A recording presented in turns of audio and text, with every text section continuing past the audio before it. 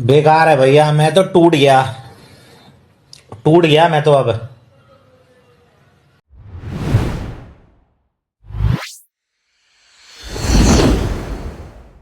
So guys welcome to daily football madness. और बार्सिलोना की transfer news चल रही है थोड़ी बहुत, उसके ऊपर हम डिस्कशन करेंगे। कुछ न्यूज है related to winter transfer window और कुछ न्यूज है नेक्स्ट समर ट्रांसफर विंडो जो कि जून के अंदर होगी। तो सबको डिटेल के अंदर वन बाय वन जो है वो डिस्कस करते हैं। तो सबसे पहले जो न्यूज आ रही है वो आ रही है फ्लोरियन विर्ट्ज की। फ्लोरियन विर्ट्ज आपको पता है बहुत बेहतरीन टैलेंट है और one of the best talents, young talents in the world हैं। बारसा के साथ वो मतलब अभी से नहीं, तकरीबन 2 साल से लिंक हैं, because he is one of those players जो कि बारसा ऑब्वियसली अप्रिशिएट करती है, उनके स्किल को, उनके पोटेंशियल को। और he also wants to play for Barcelona as per reports जो कि पिछले 1.5-2 साल से चल रही है, राइट। लेकिन प्लेयर अच्छे हैं, ऑब्वियसली आपको पता है अटैकिंग मिड के अंदर जो है वो खेलते हैं। प्रॉब्लम क्या है? ऑब्वियसली साल 1.5 साल बाद हमें एक और प्लेयर की जरूरत पड़ेगी, लेकिन अभी भी हमारे पास अच्छे खासे प्लेयर हैं, राइट। पहली प्रॉब्लम आपको बता देता हूँ, फ्लोरियन विर्ट्ज ब्रिलियंट टैलेंट, लेकिन सबसे पहली बात यह है कि हमारे पास पेड्री है, हमारे पास गावी है, फर्मीन लोपस जो है, हो सकता है कि उनका ब्रेक थ्रू, अभी तक तो सीजन बहुत अच्छा चल रहा है, हो सकता है कि उनका जैसे पिछले सीजन बाल्डे का ब्रेक थ्रू सीजन था, उससे पहले पेड्री के थे, गावी के थे, हो सकता है कि फर्मीन लोपस का भी ब्रेक थ्रू सीजन हो। तो you have these 3 players, right. अब गुंडोगोन ना, ऑब्वियसली गुंडोगोन 2 साल के बाद चले जाएंगे, maybe at that point you need a player, तो he can be a good option. But मुझे ऐसा लगता है कि प्रॉब्लम क्या है और क्यों बार्सिलोना को नहीं जाना चाहिए, कि अब क्यों बार्सिलोना नहीं जाएगी। सबसे पहले उस पोजीशन के ऊपर बार्सिलोना के पास काफी ज्यादा प्लेयर्स हैं और प्रायोरिटी वो वाली पोजीशन नहीं है। और दूसरी रीजन ये है कि बहुत हाई प्राइस टैग है यहाँ पे फ्लोरियन विर्ट्ज का। आई थिंक बिल्कुल भी 80 मिलियन से कम में मतलब नहीं आएंगे। और फ्लोरियन विर्ट्ज के ऊपर मैनचेस्टर सिटी भी फोकस है, फ्लोरियन विर्ट्ज के ऊपर चेल्सी भी फोकस्ड है। चेल्सी ऑब्वियसली मतलब कैसे हो सकता है कि कोई साइनिंग और चेल्सी फोकस ना हो उसके ऊपर। तो खैर, ये 2 रीजंस हैं, एक तो हमारे पास प्लेयर्स हैं और दूसरा प्राइस टैग उनकी बहुत हाई है। और I don't think so Barcelona will spend on Florian Wirtz 80 million plus euros in next transfer window, summer transfer window, ठीक है। सबसे पहले तो हमने फ्लोरियन विर्ट्ज की बात करी, अब आ रही है दूसरी न्यूज, डैनी अल्मो। आपको पता है Dani Olmo can play as a false finger also. अच्छा, जो बारसा के 4 मिडफील्ड सिस्टम है, जो कि पिछले 2-3 मैचेस से 4 मिडफील्ड सिस्टम नहीं रहा, वो 4-3-3 बन चुका हुआ है।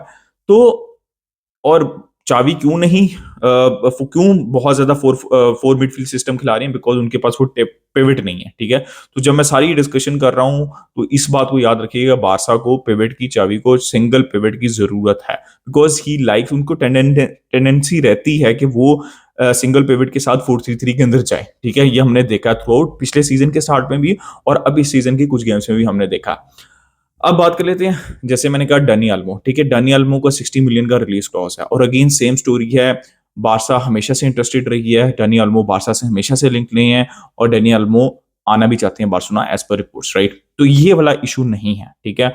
आई थिंक सैलरी का इशू नहीं रहेगा, because Barcelona should be able to negotiate with Dani Olmo and obviously Florian Wirtz also. But 60 million euros, again the same problem, वो नंबर 10 रोल में भी खेल सकते हैं, अटैकिंग मिड के अंदर भी खेल सकते हैं, फॉल्स विंगर भी खेल सकते हैं, but we have those players, right. Gavi भी करते हैं, वो पेड्री भी करते हैं, गुंडोगॉन भी, मतलब चलें वो 4 मिडफील्ड सिस्टम इंटीरियर्स की मैं बात करूं, फिर आपके पास जाओ फिलिक्स भी है, जाओ फिलिक्स के साथ आपने क्या करना है वो भी आपने सोचना है। तो ऐसा नहीं हो सकता कि ऑब्वियसली फाटी जाएंगे तो जाओ फिलिक्स आएंगे, लेकिन ऐसा नहीं हो सकता कि जाओ फिलिक्स रहें, ठीक है, और आप फिर फ्लोरियन विर्ट्ज के लिए भी जाएं और आप जो है वो डेनी ऑल्मो के लिए भी जाएं, मतलब दोनों में से किसी एक प्लेयर के ऊपर जाएं। तो ऐसा नहीं होने वाला, या तो फाटी और जाओ फिलिक्स दोनों चले जाए ना, तो फिर मुझे शायद समझ लगती है कि शायद आप डानी ऑल्मो या फ्लोरियन विर्ट्ज में से किसी एक के ऊपर चले जाएं।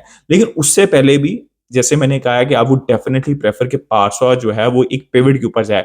और अगर बारसा को 60, 70, 80 मिलियन स्पेंड करने ही है, ठीक है, ट्रांसफर मार्केट में, तो उस पोजीशन पे किया जाए। पहली पोजीशन सिंगल पिवट की और दूसरी पोजीशन है लेफ्ट विंगर की। तो अगर बारसा के पास पैसे हैं तो उनको इन प्लेयर्स पे, इन पोजीशंस के ऊपर स्पेंड करने चाहिए। ये मेरा ओपिनियन है, ठीक है, लेकिन ये न्यूज चल रही है और ये न्यूज चलेगी और ज्यादा हॉट होगी जैसे जैसे नेक्स्ट समर ट्रांसफर विंडो आएगी। अब बात कर लेते हैं विक्टर रो की। विक्टर रो की अच्छी न्यूज है, उनके जो एजेंट ने कहा है कि he will recover in 3 weeks. और उन्होंने ये भी चीज कंफर्म की और फेब्रिसियो ने भी ये चीज कंफर्म किया कि Victor Roque to Barcelona in winter transfer window जनवरी के अंदर इट्स एब्सोल्युटली ऑन, और इट इज़ वेरी वाइटल। और हमने ये सुना भी कि एज पर रिपोर्ट्स अभी इस पुशिंग के भाई विक्टर रो को आना चाहिए जनवरी के अंदर। आप देख सकते हैं कितनी इंजरीज बारसा को हो चुकी है। लेवेंडोस्की अवेलेबल नहीं है, रफीनिया अवेलेबल नहीं है उन अटैकिंग पोजीशंस के ऊपर। तो बारसा स्ट्रगल कर रही है एक पॉइंट ऑफ टाइम के ऊपर। बारसा के पास लमीन यमाल खेल रहे थे, फेरन टोरेस खेल रहे थे, जाओ फेलिक्स खेल रहे थे, तो उन पोजीशंस के ऊपर लाने के लिए बंदा नहीं था। ठीक है, तो आई थिंक विक्टर रोक सब चीजें भूल के बारसा को फोकस करना चाहिए। जनवरी के अंदर विक्टर रोक लेके आए, 6 मंथ्स तक आपको बहुत सी चीजें क्लियर हो जाएंगी। जब विक्टर रोक 6 महीने के लिए बारसा में खेलेंगे, हाफ सीजन खेलेंगे, then you can actually decide कि आपको क्या रिक्वायरमेंट है। बिकॉज डोंट फॉरगेट लेवेंडोस्की, मतलब इस सीजन के बाद 1 साल और उनका कॉन्ट्रैक्ट है। Obviously you have to think about Lewandowski also, उनकी रिप्लेसमेंट भी। तो क्या विक्टर रोक अच्छे रहेंगे बार्सिलोना के लिए, ये आपको देखना पड़ेगा। और अगर होपफुली अच्छे रहें, लेकिन अगर कोई चीज नहीं सूट करती या फिर वो सेटल इन नहीं हो पाते, तो you have to think about that position also, right. तो ये अच्छी न्यूज है कि विक्टर रोक, मुझे ऐसा लग रहा है कि बारसा जनवरी के अंदर कर लेगी किसी ना किसी तरीके से। अब बात कर लेते हैं मेसी की। मेसी की बहुत ज्यादा न्यूज चल रही थी, और इसके ऊपर मैंने आपको लास्ट वीडियो में अपडेट भी किया था कि जो है ऑब्वियसली MLS प्ले ऑफ के लिए इंटर मियामी जो है वो क्वालिफाई नहीं की। तो अब क्या है कि अब समझ लेंगे सीजन ओवर है, 2 गेम्स और खेलेंगे वो इंटर मियामी के लिए, और उसके बाद जनवरी के अंदर या फरवरी के अंदर दोबारा उनका सीजन स्टार्ट होगा। तो आपको पता है कि ये जब टेन्योर होता है तो उसमें लोन पे चले जाते हैं प्लेयर्स यूरोपियन पे। उनका ऐसा रूल है, जैसे डेविड बैकम गए थे और एनरी गए थे आर्सेनल में। ठीक है, David Beckham I think AC मिलान में गए थे। तो यहाँ पे न्यूज चल रही थी कि मेसी भी जो है वो बारसा में चले जाएं, और he will get a farewell. But to be very honest, obviously being a Messi fan, being a Barca fan, आपको एक ये फेरी टेल अच्छी लगती है, but it does not make sense. Because मैंने पिछली वीडियो के अंदर भी कहा था कि वो एंड तक नहीं रहेंगे, सीजन एंड तक आपके साथ रह नहीं सकते, बिकॉज उनको वापस जाना पड़ेगा जब MLS जो है वो दोबारा स्टार्ट होगी, अनलेस या अंटिल कोई और एग्रीमेंट हो जाए। ठीक है, तो it does not make sense कि बारसा एक प्लेयर आए, थोड़ी देर के लिए खेले और फिर वो चला जाए मिड सीजन के अंदर। ये भी नहीं कि सीजन के एंड के ऊपर जाए, तो it does not make sense. और अब तो फेब्रिजियो ने भी ये चीज कंफर्म कर दिया है कि भाई ऐसा कुछ नहीं होने वाला। मेसी का प्लान, और मैंने आपको अपनी लास्ट वीडियो के अंदर भी बताया था कि मेसी, मुझे नहीं लगता कि वो इस सारे मतलब झमेले में या झंझट में दोबारा पड़ेंगे, और वो फोकस कर रहे हैं। मुझे ऐसा लग रहा है, जैसे मैंने लास्ट वीडियो में कहा था, वो फोकस कर रहे हैं इंटरनेशनल फुटबॉल के ऊपर, 2024 के कोपा अमेरिका के ऊपर, क्वालिफायर्स के ऊपर, स्पेशली 2024 के कोपा अमेरिका के ऊपर, कि वो फ्रेश रहें, इंजरी फ्री रहें। और उनका टारगेट, मुझे ऐसा लगता है मेसी का टारगेट ये है कि 2024 का कोपा अमेरिका जीता जाए, और उसके बाद शायद शायद शायद वो रिटायरमेंट का सोच सकते हैं। तो I think this is the plan of Lionel Messi right now.